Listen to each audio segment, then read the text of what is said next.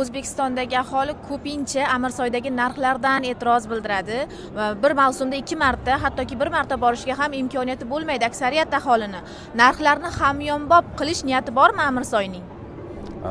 Narxlar endi shakllanish narxi biz shu kungacha qilgan xarajatlardan kelib chiqadi. Chunki biza hozir kurort qurilishida ishlatgan asbob uskuna olib kelib chet eldan olib kelgan asbob uskunamiz bu eng yuqori darajadagi sifatdagi asbob uskuna. Masalan, endi agar mumkin bo'lsa brendlar nomini aytishim mumkin. Doppelmayr endi dunyodagi eng yetakchi kanatga ishlab chiqaruvchi kompaniya hisoblanadi. Buni narxini endi juda qimmat.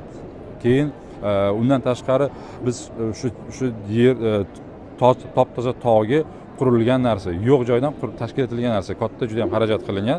Shuni minimal holda qilgan shakllantirgan narxlarimiz bu. Narxlarimiz mavsumiy. Albatta biz kurort ozgina proteksionizm bilan shug'ullanmasak ham bo'lmaydi, chunki qishda juda katta trafik keladi kurortga.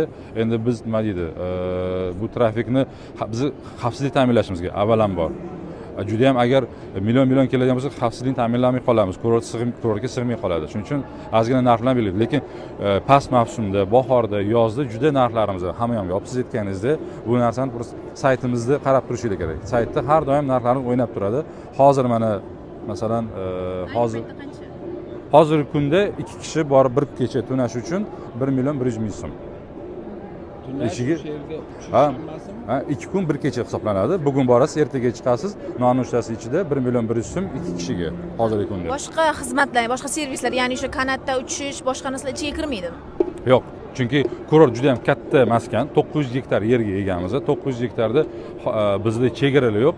Kelgan mehmon xohlagan joyda aylanib yurishi mumkin va har bitta xizmatdan alohida sotib olinadi. Biz bir kichkina bir mehmonxona emas, katta kurortmiz.